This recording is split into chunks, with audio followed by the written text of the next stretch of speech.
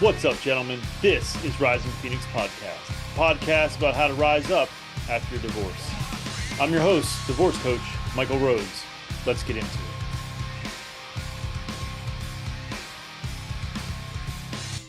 Joining me today is Dr. Taylor Damiani. Dr. Taylor, why don't you just tell us a little bit about yourself? Sure, happy to. So I'm a psychologist. I am a parental narcissism recovery coach and someone who's walked this path. And so from my own personal experiences as an adult child of a narcissistic parent, I took that and decided to channel it into the work that I do. It's my passion. I work with adult children of narcissistic parents to help them reclaim their lives, their sense of self, their voice. And I run a program called Reclaim You, Heal from Narcissistic Parents. And I love it. I love what I do. I love my clients. So yeah, that's a little bit about me. Happy to That's be here. awesome. That's awesome. Thank you. So let's just jump right into it. But first, now I didn't put this in the outline, but it just hit me. I like to define things. I think it's really important for us to define things. And I know everyone probably has a different definition about what a narcissist is, but what is your definition of a narcissist? This is such a hard question, and it's so ironic because it's like what I do. Right. But so it can look people's experiences of narcissism can look so differently, but usually what I find and what is the some of the central tenets when I talk to my clients are there's a general lack, a huge lack of empathy, a lack of being able to reflect and look inward, to take accountability and responsibility for your actions, inability to step inside another person's shoes and understand what their experience is. Um, I'll start with that. Okay. There's a lot more that we can say about what a narcissist is, but those are kind of the things that stand out to me Do most. you think that, again, this is why I create an outline because here's a rabbit hole. Do you think that this is an overused word in today's society? Because I feel like it is, but maybe I'm wrong. It's definitely become a buzzword for sure. Yeah. Which, like anything, I think it has pros and cons. Mm. I think yes, the cons of it is, we're calling everyone a narcissist, and then Right. it's just used inappropriately, Yeah. and Yeah. and but I think the pros of it is it's gaining awareness in people's in society, and I think that it's growing in people's awareness, and people are getting more awareness and education about what narcissism is and what it looks like, and that's opening up a lot of doors for healing and growth. So so yes, to answer your question, yes, it's a bit of a buzzword, Yeah. and it's also a thing, and it's real, and it True. exists. So there is truth to it. There is validity to it. There's Yeah. both. So again, another rabbit hole. Can a narcissist recognize they are one, and can they heal or change or grow, whatever the appropriate path could be? I don't know if growth or change is the right word, but Yeah. Short answer, usually no. A narcissist will rarely admit or acknowledge that they are a narcissist. Why? Because that requires reflection. That mm, requires the ability to look inward, to self-reflect, which is a skill that most people with narcissistic tendencies lack. They don't have. Can they change? Short answer, usually not. mm, No. You're going to be waiting a long time if you're, yeah, for waiting for someone to change. yeah. Um, Now, I mean, I'll never say never. Sure. Has it happened in the history of the world that a narcissist can change? Yeah, yeah, probably. In my experience, no. Gotcha. Okay, so back to the topic at hand. With all that said, then, how do you know if your parents, one or the other or both, and that's another interesting avenue, are Yeah. indeed narcissists? How do you know that? Yeah. So because there's different types of narcissists, there's not a one size fits all. No two narcissists look the same. Hmm. So it's a little bit, it's complex, right?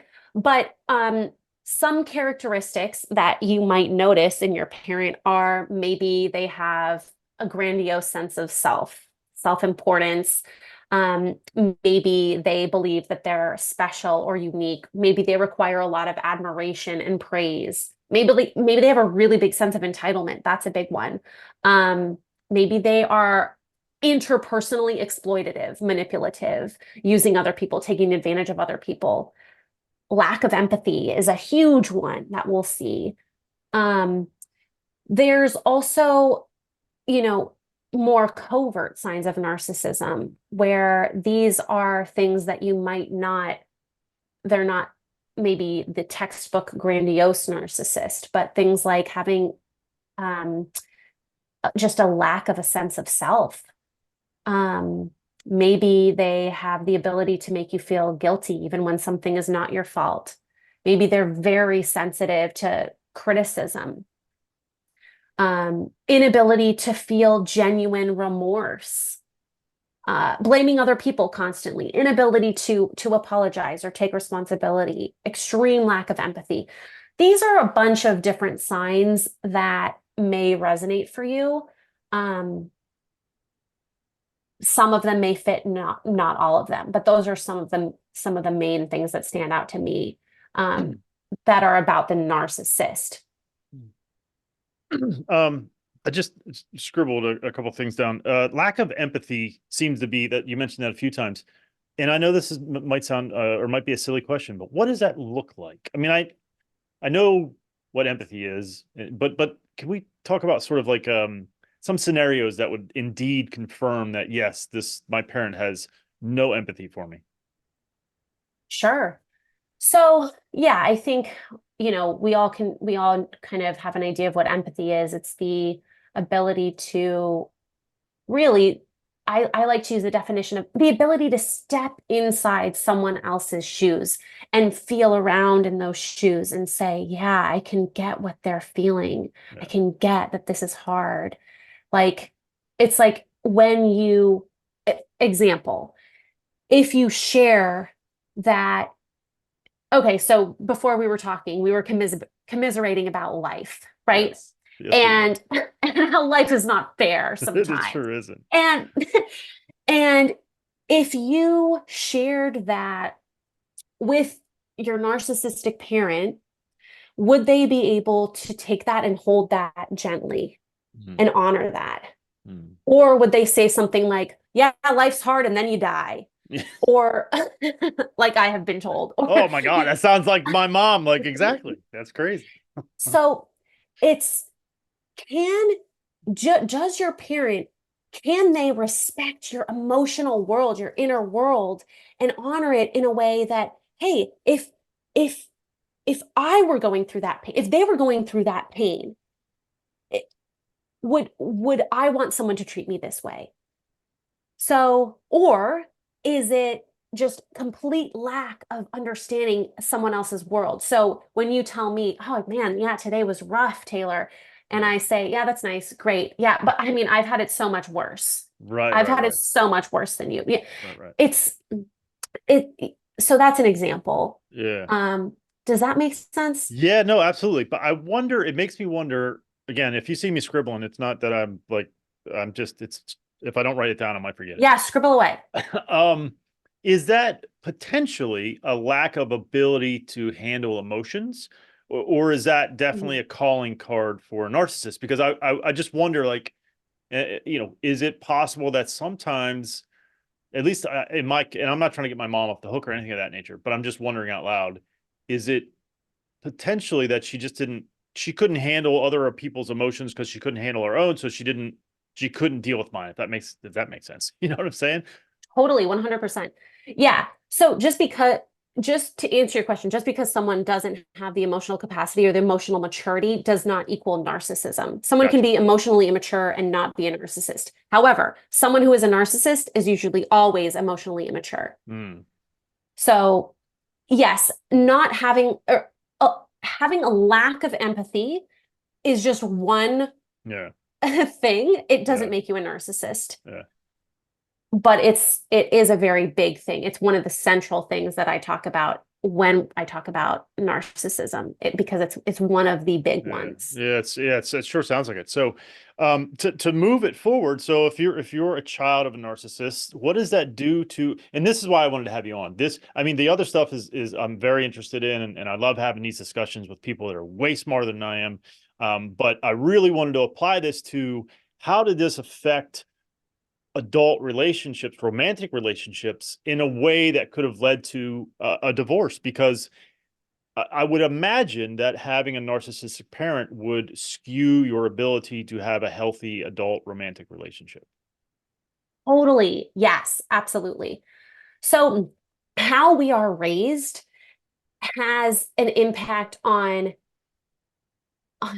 so much, on just so much. Yeah. So, you know, how we are brought up and loved and cared for, or lack thereof, Mm. by our parents impacts how we relate to other people. It impacts our relationships with ourselves and our relationships with other people.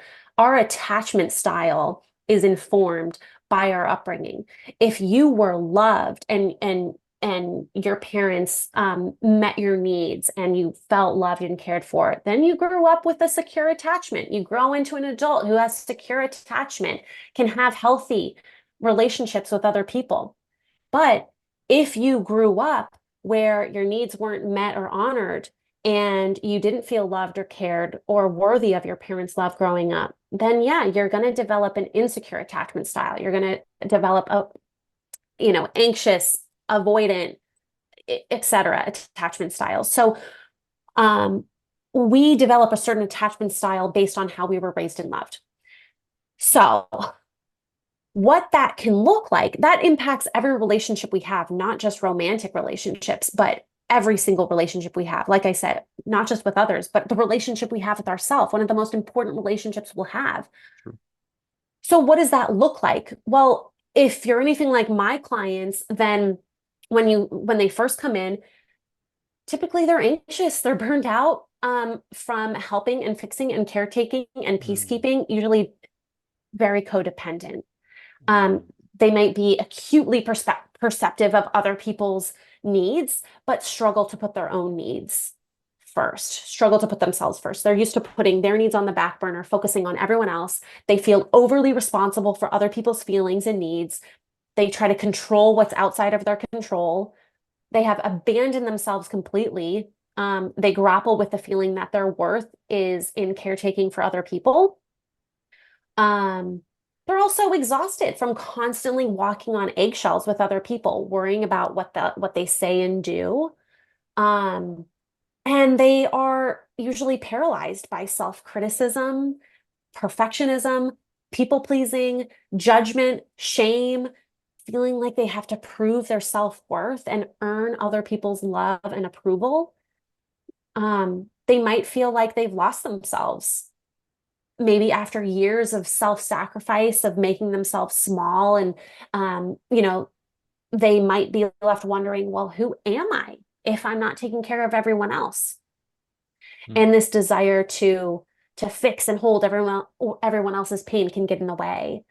um but it can manifest, this upbringing can manifest in self-criticism, doubt, insecurity, not knowing who we are, not having a sense of self. Mm. I could go on and on and on, but I'll pause there. Yeah, no, it's so often when I do these things, I sort of put myself in situations or whatever that, I mean, it reminds me of things, or it brings up thoughts, or so sometimes I'm listening through obviously my lens, right? And so Yeah. the truth is I was called a narcissist at the end of my marriage. I don't necessarily think that's true, but I mean, I'm Mhm. sure there's some truth to it. I do sometimes think I'm pretty fucking awesome, but not every day. Um, but so when you're talking about some of these things, I'm like, what did I do that? Did I do this? So if you see me kind of spacing out, I'm hearing you 100%, but I'm also sort of processing in a way that is sort of applying to my life. So um, Yeah. one of the things that it made me think about is um, I mean, obviously, then then you will, if you were raised in a certain way and your relationship with, I had a couple things there. Actually, let me back up. Um, Sure. is it when we're talking about a narcissistic parent, is it typically one or is it both? It can either or. It can be Either both. You or. can have Okay. two narcissistic parents, or you can have what's really common is a narcissistic parent and a codependent and an enabling parent. Okay. Okay. So that leads me to then, is it typical that if your parent, one of them, either one of them is a narcissist, then you're going to end up sort of, I think you kind of mentioned attachment style. So you're going to be more of an anxious person, an anxious attachment style. And so then are you going to find typically the avoidant person, and is a narcissist typically an avoidant type of attachment style? You can, so someone with narcissistic tendencies or traits will usually have some sort of attachment style that is not secure. So it could be disorganized, Okay. avoidant, or or anxious. I don't know. Okay. I'm not going to peg all narcissists as having, the same Okay. attachment style, but it's usually not secure. Sure. And we can replicate those relationships that that were modeled for us in our upbringing. We can usually replicate those. So if our parents were narcissistic, oftentimes, we might find ourselves in a romantic relationship with a narcissist because that's what feels natural to us. We're replicating that pattern. And it makes me think, like, how would you, how do people that your clients come to you, how do they, what is it that makes them go, I might be that other side of that narcissist? Like, I might be like, why, if you're treated, and I know this is going to sound a little bit like victim blaming, but I swear to God it isn't. But if you're treated poorly, like, how does Mhm. that not, like, but I guess, and I interviewed someone else about this, we're more focused on just narcissism, but I guess it is because of those patterns of your youth, right? That you just think it's normal. Yeah. But then that leads me to ask the question, what is it that leads to an awakening, or whatever you want to call it? Like, what sort of turns the light bulb on, so to speak? That's a great question. Well, I I would ask you the same question, but to you and all everyone listening, like in any sort of a toxic or unhealthy relationship, what was the light bulb for you? Hmm. Um, so, and it's usually not just a one and done, like, Yeah, I'm sure. oh, Yeah. I get it now. It's a pattern. And usually as it is with most of my clients, it's this pattern of just being emotionally fed up, having, you know, having gone on this emotional roller coaster, the soul-sucking roller coaster of fear and guilt and obligation and just being spun around in loops and eventually being really tired of these unhealthy dynamics and relational patterns that are just repeated over and over again. And it's getting to that point and saying, this isn't working for me anymore. This isn't healthy. I'm banging my head against a wall, expecting a different result. How many more years am I going to be banging my head against a wall? Yeah. So usually, because narcissism is so insidious, it takes time, years. Sometimes it could take even decades Hmm. to realize that this is what you're dealing with. But um, yeah, I forget the question now.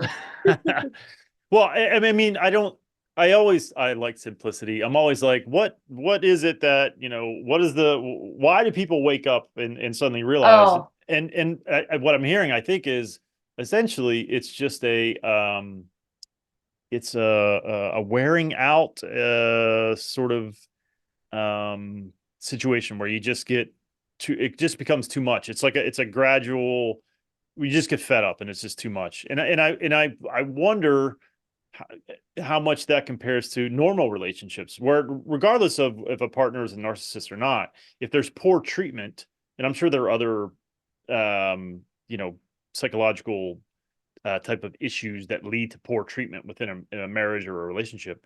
yeah. Um, but is it, it sounds like it's a cumulative effect that eventually it just becomes too much. And I guess it's up Mhm. to the individual to what is their breaking point. Yeah, just like anything else. Yeah. What? what are your values? How do you want to live this life? Are you living the life that you want to live? Are you the person that you want to be? And I mean, easy question to ask, but easier said than done, Sure. And we can feel one way or we can know, yeah, this isn't working for me, but it can take us years to change our lives. Change isn't easy. Mm, And, especially when you're in a toxic relationship, sometimes we choose the devil we know. yeah. Change is hard. So, It's, all that said, and like I said, sometimes this stuff, like, because that's, like I said, that's what she called me at the end, amongst many other things. mm, And it makes me go, well, geez, was I terrible, or was I, and of course I'm a human, so I made many mistakes, many. yeah, sure, Um, sure. but then I think about, her lens and her narrative and all the different things that sort of factor in. And so I go to therapy. So I feel like I'm not a narcissist. Maybe I have some traits. Sure. I mean, I think I do like myself sometimes. Sometimes I don't, right? But yeah, That's what I think we all have, some narcissistic traits, or narcissism is on a spectrum, it's yes, yes, um, but liking yourself doesn't mean you're a narcissist. right. Well, and the when you're going through, so hopefully, I don't know if you're married or if you've been divorced, or I don't recommend it at all, ever.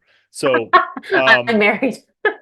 don't get divorced. It's Okay, because you it's said it. it's well, that could you please? I'm gonna send you an email, and I want you to print out and sign it and take a picture and send it back. um, it's terrible. But Yeah. not only is it terrible, but the person typically, in today's world, it is women that are leaving men. 70% of divorces are filed in America are filed by women. College Hmm. educated women, it's actually 80%. I've seen someone say 90, but I don't think that's correct. So, um, Hmm. eh, when they're leaving, these women too, and there absolutely are cases where it's justified and all that kind of good stuff. But regardless of that, when someone is leaving a relationship, the narrative about the person they're leaving has to change into, you don't say about the person that you're leaving that, man, he is just the best. I love him so much, but I got to go. Right? You have to sort of change the narrative, and so not only are you being left, but you're being called all kinds of shit. Like, and Hmm. and it's so it's hard. But Yeah. I'm definitely getting off track here. But No, that's um, okay. let me pull it back around. If you were a child of a narcissistic parent, you married a narcissist, and I do see this too. So I run a Facebook group. There's over 7,000 men in there, and Wow. I do see this storyline as well. But so you're a guy, and you, as a child, you had a narcissistic parent. You married a narcissistic wife, and you want to get away and get out, and you do that. What do you do now to heal? What are the steps you need to take to become healed? Yeah. That's a great question. Mm, so I would start with those questions that I just asked you, which is, are you who you want to be? Mm, Who is the person that you want to be? Are you living the life you want to live? What does that mean to you? What does that look like to you? Um, After we are getting out of a narcissistic relationship or, just a toxic, unhealthy relationship of any kind, we've lost ourselves. We can feel like we've lost ourselves wholly or a piece of ourselves.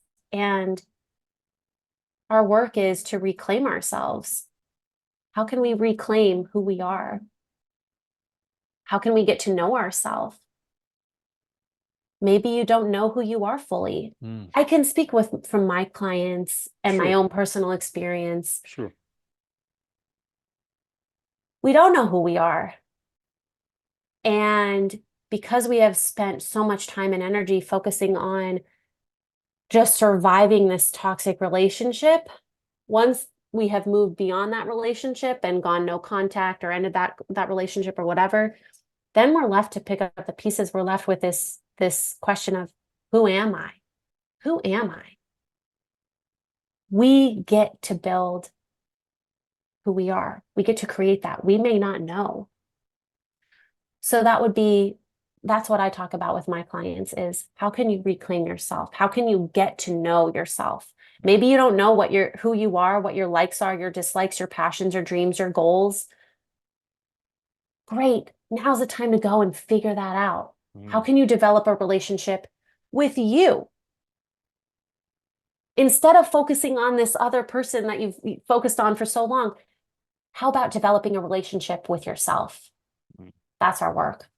I mean, that sounds exactly like what I tell guys that are going through divorce. I mean, because not necessarily doesn't even have to be a toxic relationship. It could be, but just the end of it is so identity smashing because you identify as a husband, as a family, as a, there's, yeah, we still have a family. Yeah, whatever. It's not the same. So there is a need to attack this in a similar way. Attack might be the wrong word, but to go at this in a similar way. You have Yeah, to rediscover in a lot of ways who it is that you are. And boy, is that fucking hard. it's so hard. I'm curious what you tell the men that you work with. How do you talk Um, about that? yeah, I mean, there's a sort of standard thing that I say is you will be okay, I promise, and that sounds so maybe trite, but it is the truth. And then that Mm, hopefully leads to my one of my biggest missions is to as best I can try and reduce the number of men that kill themselves every day. mm, And um, I think if you say something like you're going to be okay, that at least starts a conversation and allows them to open up and say, but this and but that and but this. And I would say that typically my advice is get into therapy, make sure it's a hmm good therapist. Do not date for at least 1 year. I think it should be more than that in a lot of cases. mm. I wish there was a magic formula, but for sure 1 year. Hit the gym because that's a lot of men find sanctuary in the gym. Mm. Um, Listen to my podcast. Yeah. Uh, read books. Just dive into you. What are you? It's exactly what you said. Yeah. Who are you? Who do you want to be? Um, hmm and it's hard. It's really hard. What a lot of Yeah. men do is a couple things, and I was guilty of all of these, so I speak from experience. They dive into the next person they can find, and I did that a hmm lot, and it didn't help at all, like not even a Mm. little bit. And I got very, very, very, very, very, very, I want to say very as many fucking times as I can, Go ahead, angry. say it again. I Mm. was very angry. I was very angry. Oh, yeah, Because I I was so bet. hurt and I didn't know what to do with that pain. So I turned Yeah. it to anger. And that's what a lot of men do. And so that's hmm another thing that I try to tell them listen, anger can be a good fuel, but you can't run it all the time. You're gonna take your inability. This is what a lot of men, and I know some people don't like that I say this shit, but it's the truth. Some men do not have the ability to handle their emotions. And so they turn it to anger and they make it everybody else's problem. Right? Road rage, fucking, people shooting people. And it's just because men don't know how to handle. Not all men. Settle down, everybody. Just a lot of us. Me, I didn't know. I was a very. It's like it's akin to taking a toddler's toy away, and they throw hmm a fit. Now, I'm not saying that losing your wife and your family is the same as losing your toy as a kid, but the reaction is very similar. And it's because we're told to man up, to quit crying, to stop being a bitch, to get over it. I mean, I can't tell you how many times someone told me to get over it. Just get over it. Jeez. Oh, it's and what happens is because not only can it turn to anger, but then the anger can also turn sort of inward, and then a lot of men. I wear this. I say this as often as I can. Is I wear this bracelet here from Mr. John Taylor. John was a member of my support group, and unfortunately, John took his life. Um, and it to the rate of 105 men a day, the last figures in the U.S. alone, and 38 of those men are divorced. Um, Mm. and Wow. it's just sad and unnecessary, and I'm trying to do as much as I can to prevent it, but it sounds to me like it's a very similar journey. Um, and I wonder, Mm-hmm. it leads me hmm to wonder what is maybe there's a few, but what are the things that your clients struggle with the most in their journey? Well, one of the things I think that you just touched on is difficulty feeling their emotions. Mm, So we were just talking about anger, and anger is so fascinating. It's this emotion where if you pull back the layer of anger, what's underneath it? mhm. There's always something underneath that anger, Yes, usually 100%. sadness, Yeah, grief. yeah, yep. But if we get stuck at the anger part, we don't allow ourselves to feel through all the depth and the complexity of our emotions. There's so much more underneath that anger. Hmm. Do And you we, sorry, I didn't mean to interrupt you. no, that's okay. Do you have more male or female clients, if you can say? Female. Because the So majority of people who attend therapy female. are Yeah. are female identified. But Huh. I mean, I'm not surprised by especially in that. my niche. Yeah, I'm not surprised. Why do you think that is? In terms of your niche, why do you think that is? I mean, I think the broader answer is maybe it's different. I don't know, but for you. Well, I think my niche is just a reflection of, it's just a microcosm of the larger society. But why? I mean, you touched on it. Yeah. Societal expectations, cultural expectations, toxic masculinity. I mean, Mhm. gender roles, yada, yada, yada, all the things that, how we have been socialized as people, as humans, as gendered humans. Um, Do you think that'll ever change? Or do you think it is changing? that's a great question. I think it can change. I think it will change. I think it is changing. I mean, our understanding of gender is changing, right? Like uh now we still have such a long way to go, but now, I mean, there is much more of an understanding of, for example, trans folks Mm. now, much more so than there was years and years ago, right? Yeah, And in my parents' generation. So sure. Yeah, yeah. yeah, I think we're inching along at a snail's pace. I think we are making progress. We have so much progress to make, but yeah, I think our understanding of gender and just who we are as humans and how we show up in the world is shifting and changing. In Yeah. terms of your healing, because it sounds like you were a child of narcissistic Yeah. parents, Hmm. what was sort of the big thing that helped you heal and grow throughout your journey? Like, is there one thing you can point to, or a couple of things maybe that you can point to? Yeah, yeah, that's such a good question. I mean, I think that I view healing as a lifelong journey, and there's Mm, just so many things, that have been helpful, and every phase of the journey is new and different, and it's like at every new phase it's like, okay, this is what I'm working on. And but I will point to one thing that has been super powerful, um and that is the idea of radical acceptance. mm. Radical acceptance changed my life. Yes, yes. And Please talk about that. this is the idea that instead of fighting with reality and grappling with it and shaking it by the shoulders and saying, no, you're not the way I want you to be. Why are you? Right. It's accepting the reality as it is without trying to change it, without trying to control it. And for me, where that came in hand, I mean, because we could use acceptance every single day of our lives. Yeah. But for me, where it came in handy was accepting the fact that my parent wasn't going to change. I am never going Mm, to have the relationship that I want with my parent. I am never going to have that loving, caring, deeply empathic, emotionally intelligent relationship that I will have with my parent, that I've always wanted, that I've always hoped for. So, this hope, this fantasy that I was hanging on to, when I met that with radical acceptance, I was able to let that hope die, which mm. sounds totally morbid, but it was so liberating and freeing for me that I could, radical acceptance helped me to face that devastating truth and something that I was living in denial about. Like, yeah, my parent will change. They'll change. They can do it. Right. One day I'll have this loving relationship. Once I was able to accept that, I was met with this huge wave of grief and sadness, Sure. but I was also able to move forward. Is And there that was, a book that you would recommend on radical acceptance, or a I don't know, any resources around that? So where I learned about radical acceptance is through DBT, dialectical behavior therapy, Okay. which is a therapy that I practice. So you could look up radical DBT, radical acceptance if you Google that, and you'll get some stuff.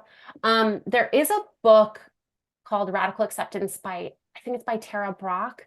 And that's more focused on like acceptance of your emotions, but it's still very helpful. Um, yeah, I'll see if I can do some digging and see if I find a good Yeah. book on it and send it to you. Yeah, I'd appreciate it. Okay. So listen, thank you so much for doing this. I really appreciate it. Yeah, of course. Before I ask my last question, I want to, give you the opportunity. I know you mentioned some things earlier, but how can people find you? What's the best way to get in touch with you if they want to work with you? Yeah. So, you can find me on Instagram at Taylor Damiani. I have a Facebook group for adult children of narcissistic parents. But yeah, if you go to my website, I have a website where I run a group for adult children of narcissistic parents. It's just reclaimyougroup.com. Awesome. And you can find me either way. Send me an email that way.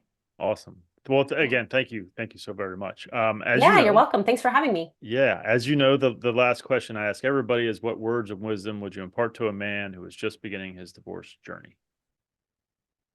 I think I'm going to go along with the theme of our conversation about emotions. And I'm going to say, allow yourself to feel your emotions. We have to feel it to heal it. Such a cheesy but true line. So cheesy. But it's true. I agree. Taylor, thank you so much. I really do appreciate it. I will give you a heads up when this is out, and if anyone has any questions, I'll be sure to direct them your way. So thank you again for doing this. I appreciate it. Awesome. Thank you so much. And thanks for the work that you do. Important No. stuff. Oh, thank you. I appreciate that. Thank you so much for watching and/or listening. Since my separation in July of 2019, I have done an incredible amount of work on myself. I've had many different therapists, life coaches, and went through different programs. I've taken all that I've learned and put it into my own program called Forged by Fire. If you are interested in having me help you navigate your divorce, please hit my website, risingphoenixdivorcecoach.com. I look forward to working with you.